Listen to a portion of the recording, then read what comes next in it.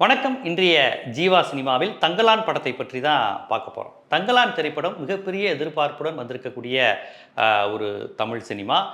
இந்த படத்தில் நம்ம முக்கியமாக இந்த படத்தினுடைய விமர்சனத்துக்கு போவதற்கு முன்பு நடிகர் விக்ரம், சியான் விக்ரமுடைய நடிப்பை நம்ம பாராட்டாமல் இருக்க முடியாது. அதை பற்றி நான் சொல்லிடுறேன். ஒரு வடார்காடு மாவட்டத்தில் உள்ள ஒரு பழங்குடியினர், அல்லது பறையர் சமுதாயங்கிற மாதிரி காமிக்கிறாங்க. அவங்க ஒரு ஆண்டைகளால் அடிமைப்படுத்தப்பட்டு, நிலம் இல்லாமல், கல்வி மறுக்கப்பட்டு வாழ்கின்ற, அதாவது ஒரு சராசரி மனிதன் வாழ்கின்ற வாழ்க்கையே அவங்களுக்கு கிடையாது. அப்படி ஒரு வாழ்க்கையை வாழ்கின்ற ஒரு மனிதன் எப்படி இருப்பானோ, என்ன மாதிரியான உடல் மொழியில் இருப்பானோ, அதே சமயம் அவனுக்கு கொஞ்சம் சுயமரியாதை இருக்குது அப்படிங்கிறப்ப அவன் எப்படி ஒரு நெஞ்ச நிமித்தி பண்ணுவானோ, அதே சமயம் இந்த ஆண்டைகளிடம் ஏமாந்து, வெள்ளைக்காரன்கிட்ட போய் ஏமாந்து, ஒவ்வொரு முறையும் நமக்கு நம்ம இழந்தது கிடைத்ததாதான் ஏமாறுகிற ஒரு அந்த கதாபாத்திரம், அதை எந்த அளவுக்கு கெத்தா அப்படியே ரியலிஸ்டிக்காக யதார்த்தம் மாறாமல் பண்ண முடியுங்கிறதுல விக்ரம் சும்மா பட்டையை கிளப்பியிருக்கார். கண்டிப்பாக விக்ரம் ரசிகர்களுக்கு இந்த படம் ஒரு விருந்துங்கிறதுல எந்த சந்தேகமும் இல்லை. ரஞ்சித் அவர்களும் மேக்கிங் வைஸ் படத்தில் ரொம்ப நல்லா பண்ணியிருக்காரு. ஜிவி பிரகாஷோடைய இசை, பேக்ரவுண்ட் மியூசிக் எல்லாமே ரொம்ப அருமையாக வந்திருக்கு. அதனால் படத்தினுடைய விமர்சனத்துக்கு போகிறதுக்கு முன்னாடி இந்த 3 பேரையும் நம்ம பாராட்டிடணும். ரொம்ப நல்லா இருக்குது. 4வதாக பார்வதி அவர்களுடைய நடிப்பு ரொம்ப அற்புதமாக, பூ படத்திலிருந்து இந்த படம் வரையும், மரியான்னு இப்படி படம் வரையும் அவங்களுடைய ஒவ்வொரு இதுலேயும் வந்து பார்த்திங்கன்னா அந்த கதாபாத்திரமாகவே மாறுவது மட்டும் இல்லாமல், இவர் இந்த கதாபாத்திரம் தாண்டி இவர் வேற ஒரு முகம் இருக்குங்கன்னே நம்ம நினைக்க முடியாத அளவுக்கு அந்த கேரக்டராகவே மாறிடுறாங்க. ரொம்ப, அதாவது ஒரு நடுத்தர வயது உள்ள தாய், நடுத்தர வயதுங்களோட கொஞ்சம் பெரிய பொண்ணு தனக்கு இருக்கிற மாதிரியான ஒரு தாய் கேரக்டரில் அவ்வளோ அபாரமாக நடிச்சிருக்கிறாங்க.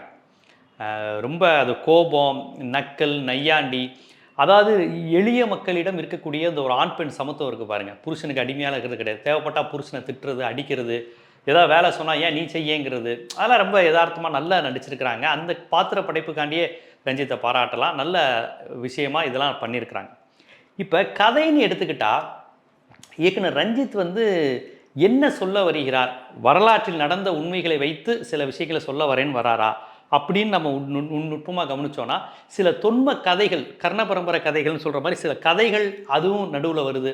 ஸோ அந்த மாதிரி சும்மா ஒரு காலங்காலமாக சொல்லப்பட்டு வந்த கதைகளின் அடிப்படையில், உண்மைகளின் அடிப்படையில் இல்லாமல் கதைகளின் அடிப்படையில் எடுக்கப்பட்டதா, அப்படி எதுவும் சொல்ல வராரா அப்படின்ட்டு அப்படி பார்க்க போகிறோம்னா, திடீர்னு பார்த்தீங்கன்னா தனக்கு மேல் இருக்கக்கூடிய சக்தி, முன்னோர் தெய்வ வழிபாடு, குலதெய்வ வழிபாடு, நம்மை வழிநடத்துகிற நம்முடைய முன்னோர்கள், தாத்தா பாட்டன், அவர்கள் ஆவியாக வழிநடத்துவார்கள், அவர்களுடைய வழிகாட்டுதலின் அடிப்படையில் நாம் இன்று சென்று கொண்டிருக்கிறோம், அது ஒரு அதீத சக்தியாக நிற்கிறது அப்படின்னு காண்பிக்கிறாரா?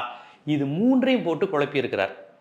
ஒரு நல்ல வரலாற்று படமாக அது எடுக்க வேண்டிய படத்தை தொன்ம கதைகள், அப்புறமேட்டு ஒரு குறிப்பிட்ட குழு பெருமை, இனப்பெருமை, அது 6000 வருஷமாக இருக்குது, அதனுடைய தொடர்ச்சியாக இவங்களை காப்பாற்றுறாங்க. ஒரு வனதேவதை காப்பாற்றுது, காட்டு தேவதை படம் எடுப்பாங்களே, வனதேவதை ஒரு லேடி கேரக்டரில் வரும்.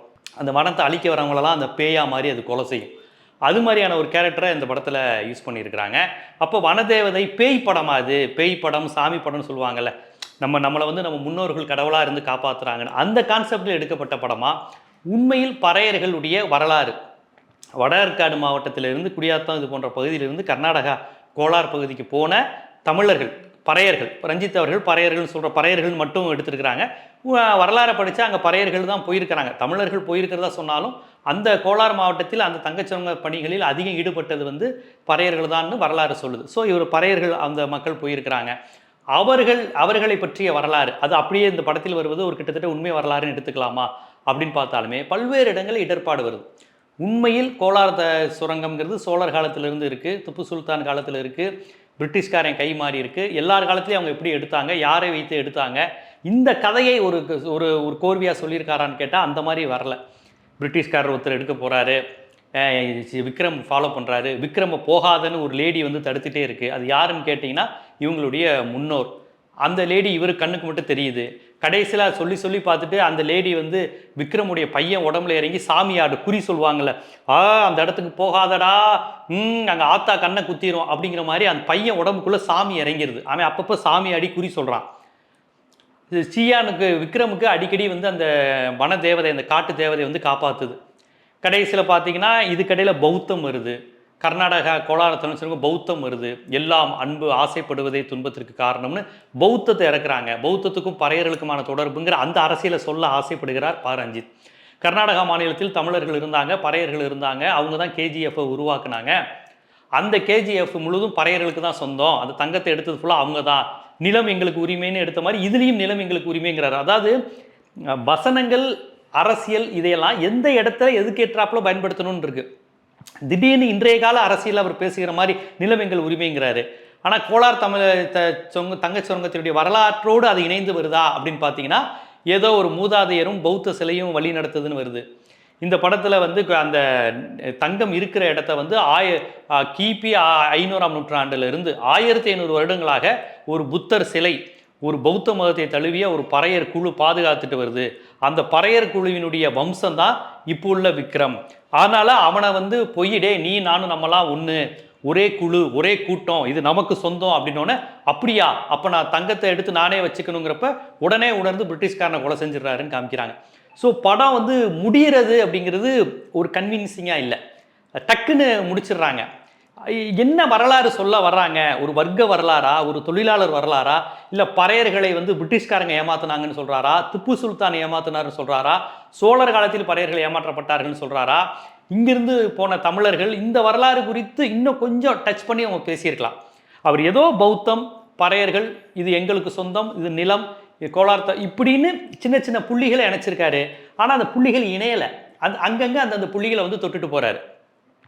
இந்த படத்தில் ஒரே ஒரு வரலாற்றில் நடந்த விஷயத்தை அழுத்தமாக அப்படியே அவர் பதிவு செய்திருப்பது என்னன்னா, எந்த ஆட்சியாளர்கள் அதிகாரத்துக்கு வந்தாலும் இங்கே உள்ள பிராமணர்கள், பார்ப்பனர்கள் உடனடியாக பக்கத்தில் போய் நின்றுட்டு இந்த நாட்டு மக்களையும் உழைக்கும் மக்களையும் காட்டி கொடுக்கின்ற வேலையில் அவர்கள் ஈடுபட்டார்கள் அப்படிங்கிறத பாரஞ்சித் வந்து தெளிவாக அந்த படத்தில் வந்து காண்பித்திருக்கிறார். அவர் என்ன காமிச்சிருக்கிறாருன்னா, இந்த பிரிட்டிஷ்காரனாக இருக்கட்டும் யாராக இருக்கட்டும் இந்த மாதிரி மக்களை ஏமாற்றி உங்களை வேற ஒரு இடத்துக்கு கூட்டி போகிறேன்னு சொல்லி கூட்டி போகிறது, அவங்கள வந்து பிரிட்டிஷ்காரன் கொஞ்சம் கனிவாக பாசமாக நடத்தினா கூட கொடுமையாக நடத்துங்க அப்படின்னு சொல்லித்தர்றது, அவர்களை பற்றி பிரிட்டிஷ்காரனிடம் போட்டு கொடுப்பது, இந்த மாதிரியான ஒடுக்கப்பட்ட மக்கள், எளிய மக்களுடைய உழைப்பை எப்படி உறிஞ்சலாம் அப்படிங்கிறத பிரிட்டிஷ்காரர்களுக்கே சொல்லிக் கொடுத்தவர்கள் பிராமணர்கள். ஏன்னா அன்றைக்கி பிராமணர்கள்ட்ட அதிகம் வேலை பார்த்த அரசு அதிகாரிகள் பிராமணர்கள் தான். இப்படிங்கிற இந்த வரலாற்று உண்மையை மட்டும் அவ்வப்போது பதிவு செய்கிறார். அதாவது தாத்தாவோட தாத்தா காலத்திலிருந்து பறையர்களை பிராமணர்கள் ஏமாத்துறாங்க, ஏமாத்துற இடத்துல ஒரு மன்னன் இருப்பான், வேற ஒரு ஜாதிக்காரன் இருப்பான், ஆனால் அவனை ஏமாற்ற சொல்லித்தர இடத்துல ஒரு பிராமணர்கள் இருக்கிறாங்க அப்படிங்கிற அந்த கருத்தையை வந்து இந்த படத்தில் அவர் பதிவு செஞ்சிருக்காரு. அந்த ஒரு விஷயம் இங்கே தெளிவாக அந்த படத்தில் அவர் கன்வே பண்ணுறார், வரலாற்றில் நடந்த உண்மையை. அது தவிர்த்து விட்டு மற்றபடி 1500 ஆண்டுகளுக்கு முன்னாடி இருந்த பௌத்த குழு, அந்த புத்தர் சிலை, பாம்பு, தேன், இதெல்லாம் வந்து அந்த பறையர்களின் நிலத்தை, அந்த தங்க சுரங்கம் உள்ள நிலத்தை பாதுகாக்குது யார் படையெடுத்து வந்தாலுங்கிறது. இது ஒரு நம்பிக்கையாக படத்தில் சொல்லப்படுது. நம்பிக்கையாக மட்டும் இல்லாமல் ஒவ்வொரு முறை விக்ரம் போகும்போதும் பாம்பு வந்து தடுக்குது, போகாதீங்க. அது தடுக்கும்போது அந்த பாம்பு அவன் பையனையே சுட்டு கொண்டுது. இதையெல்லாம் பார்க்கும்போது துர்கா, அம்மன் போன்ற சாமி படங்கள் பார்ப்பது மாதிரி இருக்குது. பார்த்தீங்கன்னா ஒரு கடவுள் நம்பிக்கை உள்ள பக்தர் போவாங்க, அவங்களுக்கு தடையாக வரும், காத்தடிக்கும், மின்னல் அடிக்கும், ஐயோ இது தெய்வ குத்தமாயிருன்னு நினைக்கிறேன், ஏதோ தெய்வத்தை நம்ம விரும்பலை அப்படின்னு அந்த கடவுள் நம்பிக்கை உள்ள அந்த பக்தை சொல்லுவாங்க. ஆனால் புருஷன் சொல்லுவான், போடி சாமி அதுவும் அம்மனாதுன்னு பார்த்தா அம்மன் அவனுக்கு தண்டிச்சிருவாங்க. இந்த படத்துலையும் அப்படி தான், பாம்பு கொத்தி அவன் பையன் செத்து போயிடுவான். பாம்பு யாருன்னா அந்த தங்கச்சுரங்கத்தை காப்பாற்றுகிற கேடயமாக இருக்குன்னு இவர் பதிவு செய்கிறார். இது அறிவியல் பூர்வமாக உண்மை கிடையாது. அறிவியல் பூர்வமாக 1500 வருஷமாக பாம்புகள் வந்து அந்த நிலத்தை பாதுகாத்துக்கிட்டு இருக்கு, தேல் வந்து பாதுகாத்துக்கிட்டு இருக்கு, புத்தர் சிலை பாதுகாத்துக்கிட்டு இருக்கு, புத்தர் தலையை வெட்டின உடனே ஒரு அபசகுனம், எல்லாமே ஒரு கடவுள் நம்பிக்கை, ஒரு பிற்போக்குத்தனத்தை வலியுறுத்துகிற மாதிரி இருக்குது. ஒரு புரட்சிகர வரலாற்றை பதிவு செய்யும் போது ஒரு வர்க்க வரலாறு, ஒரு தொழிலாளர் முதலாளி வரலாறு, ஒரு பண்ணையாருக்கும் ஒரு அடிமைக்கும் நடந்த போராட்ட வரலாறை பதிவு செய்யும் போது ஏன் இவ்வளோ பிற்போக்குத்தனங்கள், கடவுள் நம்பிக்கை, முன்னோர் கடவுள் வழிபாடு, சிறுதெய்வ வழிபாடுன்னு எல்லாத்தையும் போட்டு இணைத்து எப்படி ஒரு புரட்சிகர திரைப்படத்தை, ஒரு சமூக மாற்றத்துக்கான திரைப்படத்தை தர முடியும் அப்படிங்கிற ஒரு கேள்வி வருது. இந்த விஷயத்தில் நீங்கள் குழம்புனால தான் படத்தில் சுவாரஸ்யம் மிஸ் ஆயிருக்கு. இல்லைனா விக்ரம்ங்கிற ஒரு நடிப்பு ராட்சசன் அற்புதமாக நடிச்சிருக்காரு, பார்வதி நல்லா நடிச்சிருக்காங்க, நீங்களும் ஒரு நல்ல கதைக்களத்தை ரஞ்சித் எடுத்திருக்காரு. நல்ல கதைக்களத்தை எடுத்துக்கொண்டு தேவையில்லாமல் முன்னோர் வழிபாடு, கடவுள் வழிபாடு, கடவுள் வந்து தடுக்கிறாரு, பறையர்களுக்கு தனி சக்தி இருக்குது, இந்த நிலத்தை காப்பாற்றுகின்ற சக்தி பாம்புன்னு சொல்லிட்டு நாகரீன வரலாறுக்குள்ளே போகிறாரு. நாகருங்கிறது தமிழர்களுடைய இனம், நாகர்களுடைய ஈயம் தான் நாகரீகம் ஆயிடுச்சு அப்படின்லாம் வரலாறு சொல்லுவாங்க. நாகர்கள் என்பது தமிழர்களை தான் நாகர்கள்னு சொல்கிறாங்க. இன்றைக்கி வரை நாகப்பட்டினம், நாகாலாந்து, நாகர்கோவில்னு எங்கெல்லாம் நாகர்னு பேர் வருதோ அங்கெல்லாம் தமிழை வாழ்ந்தாங்கிறது தமிழர் வரலாறு. அதை பாரஞ்சித் வந்து நம்மளாம் நாகரீனம்ங்கிறத அந்த இடத்துல லைட்டாக காமிக்கிறார். பாம்பை வணங்கிய கூட்டம் நம்ம அப்படின்னு லைட்டாக காமிக்கிறார். எதுக்கு இவ்வளோ வரலாற்று, இவ்வளோ விஷயங்களை ஒரே படத்தில் நீங்கள் திணிக்கணும்? கேஜிஎஃப்னா என்ன? கோலார் தங்கச் சுரங்கம் அது பறையர்களால் உருவாக்கப்பட்டதுன்னு சொல்கிறீங்களா? அதை தெளிவாக சொல்லுங்கள். ஆமாங்க, எங்கள் வேலூர் மாவட்டத்திலேருந்து தருமபுரி மாவட்டத்திலேருந்து அடித்து இழுத்து அடிமைகளாக கஞ்சிக்கு வழி இல்லாமல் போய் அவன் ரத்தத்துலேயும் வேர்வையிலையும் இந்த தங்க சுரங்கம் உருவாச்சுங்க அப்படிங்கிற அந்த வரலாற்றை அழகாக அது ஒரு போராட்ட நடிகையோடு சொல்லலாம். விக்ரம் அற்புதமான நடிகர். கடைசியில் இங்கே உள்ள ஜாதி ஆண்டைகள் ஏமாத்துறான், நிலவுடைமையாளர்கள் ஏமாத்துறான், அங்கே போனால் பிரிட்டிஷ்காரன் அதுக்கு மேலே ஏமாத்துறான். இப்படி எங்களை ஆண்டாண்டு காலமாக எங்களை ஏமாற்றிக்கிட்டு இருக்காங்கிறது தான் கதை. இதை நீங்கள் ஒரு இயல்பான நடையிலே இந்த படத்தை எடுத்துருக்கலாம். ரொம்ப சிக்கலான நடையில் இதை நீ எடுத்திருக்க வேணாம். ஏன்னா ஒரு நல்ல கதையை இப்படி பண்ணிட்டீங்களேங்கிற வருத்தம் தான் எனக்கு. அற்புதமான கதைக்களம் அது. அதையே நீங்கள் இவ்வளவு கஷ்டமாக மக்களுக்கு புரியாத லாங்குவேஜில் திடீர்னு கடவுளோட பேசுகிறாரு, திடீர்னு தேவதைகளோட பேசுகிறாரு, திடீர்னு வன தேவதைகளுடன் பேசுகிறாரு, திடீர்னு பாம்பு வந்து படையெடுத்து வருது, கனவுல வந்து சில செய்திகள் சொல்லப்படுது.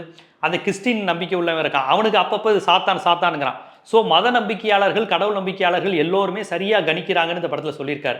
அப்போ பகுத்தறிவுக்கும் புரட்சிக்கும் வேலை இல்லை, இது எங்களுடைய எங்கள் முன்னோர் கடவுளாக வந்து எங்களை காப்பாற்றுறாங்கிற மாதிரி இந்த கதை போகுது. ரஞ்சித் அந்த அளவுக்கு கடவுள் நம்பிக்கை பிற்போக்குத்தனங்களை நம்பக்கூடியவரான்னு எனக்கு தெரியல. அவர் அந்த மாதிரி சிந்தனையாளர் இல்லைன்னு நினைக்கிறேன். ஏன்னா அம்பேத்கரை முன்னிலைப்படுத்துகிறார், அதனால் இவ்வளோ பிற்போக்காக இருக்க மாட்டார். ஆனால் இந்த படம் வந்து ஒரு மாயை சக்தி, ஒரு இல்லூஷன் வேர்ல்டு உருவாக்கி அதுதான் விக்ரம் வழி நடத்துது. கடைசியில் பார்த்தீங்கன்னா அவர் தூங்கி எந்திரிச்சு ஆஹா இந்த ஆராயி இந்த இது நம்மளுடைய முன்னோர்களுடைய இது, ஆகவே இதை நம்ம எதிர்த்து போரிடணும்னு அவரும் வெள்ளைக்காரனை கொலை பண்ணிவிட்டு அந்த தங்கத்தெல்லாம் கைப்பற்றுறாங்கன்னு முடிக்கிறாங்க. ஸோ அது ஒரு யதார்த்தமாக இல்லை, உண்மையில் நடந்த வரலாறாகவும் தெரியல, புனைவிலையும் அறிவியல் பூர்வமான புனைவா சயின்டிஃபிக் ஃபிக்ஷனாக இல்லை.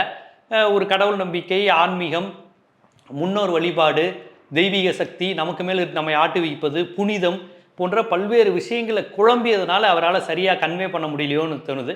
அழகாக ஒரு வரலாற்று உண்மையை நல்லா படிச்சுட்டு இங்கே உண்மையிலே எந்த அளவுக்கு தமிழர்கள் பறையர்கள் கஷ்டப்பட்டாங்கன்னு வரலாறு அப்படியே எந்த சிக்கலும் இல்லாமலே கன்வே பண்ணியிருந்தால் படம் வந்து இன்னும் நல்லா இருந்திருக்கும். பலருக்கு வந்து அதை புரிந்து கொள்வதிலே சிக்கலாக இருக்குது. இது யதார்த்த கதையா, கற்பனை கதையா, இல்லை சாமி நம்பிக்கை உள்ள கதையா, சாமி படமா, திடீர்னு மேஜிக்கில் என்னென்னமோ நடக்குது. ஸோ அந்த மாதிரியான குழப்பங்கள் இல்லாமல் ரொம்ப இயல்பாக அந்த படத்தை எடுத்துருக்கலாம். ஒருவேளை ரொம்ப எக்ஸ்ட்ரானரியாக பண்ண போகிறோம்னு சொல்லிட்டு எந்த விஷயத்தையும் விட்டுறக்கூடாதுன்னு நினச்சிட்டு எல்லாத்தையும் போட்டு குழப்பிட்டாரோ, கடவுள் நம்பிக்கை, முன்னோர் வழிபாடு, பறையர் வரலாறு, பிரிட்டிஷ் எதிர்ப்பு, இதில் சம்மந்தமே இல்லாமல் திப்பு சுல்தான் பேரெல்லாம் சொல்கிறாங்க. திப்பு சுல்தானும் பறையர்களை அடிமைப்படுத்தினார் அப்படின்னு சொல்ல வர்றாரா? திப்பு சுல்தான் வந்து அந்த தங்க கடக்கத்தில் பறையர்களை ஏமாற்றி இது பண்ணிட்டாருன்னு எது சொல்ல வந்தாலும் தெளிவாக சொல்லணும்ல, அதுவும் தெரியல. சோழர் காலத்திலிருந்து ஏமாற்றுனாங்கிறாரா? யாரை முதன்மை எதிரியாக அவர் காண்பிக்கிறார் இந்த இடத்துல? ஏகாதிபத்தியத்தையா, சக தமிழர்களையா, யாரை அந்த இடத்துல எதிரியாக சித்தரிக்கிறாரு? அது குறித்து ஒரு பார்வை இல்லை. அவர் தெளிவாக சொல்லியிருக்கிற ஒரே ஒரு விஷயம் வந்து படத்தில், அதிகார வர்க்கம் யாராக இருந்தாலும் அந்த இடத்துல பிராமணர்களை உட்கார்ந்து கொண்டு சொந்த தேசத்து சொந்த மொழி பேசுகிற மக்களை அழிப்பாங்க, காட்டி கொடுப்பாங்க, அதை இவர்கள் அதிகமாக செய்தார்கள். அந்த விதத்தில் பறையர்களை காட்டி கொடுத்தது வந்து பிராமணர்கள் தான் அதிகார வர்க்கத்திடம், பிரிட்டிஷ்காரனிடம் அப்படிங்கிற அந்த வரலாற்றில் நடந்த உண்மையை அப்படியே பதிவு செய்திருக்காரு ஒழிய, மற்றபடி இந்த படத்தில் சொல்ல வந்த விஷயத்தில் கொஞ்சம் ஒரு குழப்பம் இருக்கிறது தான் உண்மை. தங்கலான் படத்தை பற்றி சொல்லணும்னா ரொம்ப சிறப்பாக இருக்கும்னு எதிர்பார்த்த நேரில் சொல்ல வந்த கதையை கொஞ்சம் சிக்கலாக சொல்லியிருக்காரு, கொஞ்சம் வெளிப்படையாக எளிமையாக சொல்லியிருக்கலாம் அப்படிங்கிறது என்னுடைய கருத்து. மற்றபடி படம் ஆரம்பித்ததிலிருந்தே இயக்குனர் பாலாவினுடைய பரதேசி படத்தினுடைய சாயல் அப்படியே இருக்குது. அந்த ஹேர் ஸ்டைலிருந்து அந்த அமைப்பு, அது வந்து இலங்கையில் போய் தேயிலை தோட்ட தொழிலாளர்கள் கதை, இது இங்கேருந்து கோலார் சுரங்கத்துக்கு போன நம்ம தமிழர்கள் கதை, ரெண்டும் தமிழர்கள் கதை தான். ஆனால் அதில் குறிப்பிட்ட சமூகத்தை மட்டும் சொல்லியிருக்க மாட்டாங்க பரதேசியில், இங்கே ஒரு குறிப்பிட்ட சமூகம் மட்டும் பாதிக்கப்பட்டதாக சொல்லியிருக்காங்க. ஏன்னா இந்த ஹிஸ்ட்ரி வேறு, அந்த ஹிஸ்ட்ரி வேறு இருந்தாலும் பரதேசி படத்தினுடைய பாதிப்பு அப்படியே அந்த படம் முழுவதும் தெரியுது. ரஞ்சித் அவர்கள் நல்ல கதையை எடுத்திருக்காரு. அற்புதமான நடிகர் விக்ரம்னு ஒரு நடிகர் கிடைச்சிருக்காங்க, பார்வதி கிடைச்சிருக்கிறாங்க, ஜிவி பிரகாஷ் மிரட்டி இருக்கிறார். ரஞ்சித்தும் இன்னும் கொஞ்சம் மெனக்கெட்டு இருந்தால் மிகச் சிறப்பாக இந்த படத்தில் ரசிகர்களுக்கு விருந்து கொடுத்துருக்கலாம் என்பது தான் என்னுடைய கருத்தாக இருக்குது. இது போன்ற சினிமா குறித்து பல்வேறு கருத்துக்கள், பல்வேறு பார்வைகள், சினிமாவில் பேசப்பட வேண்டிய உண்மைகள், பேசப்படாமல் விட்ட பல்வேறு செய்திகள்னு எல்லாவற்றையும் நீங்கள் தெரிஞ்சுக்கணுன்னா ஜீவா சினிமா சேனலை சப்ஸ்கிரைப் பண்ணுங்கள், ஆதரவு தாங்க. நன்றி.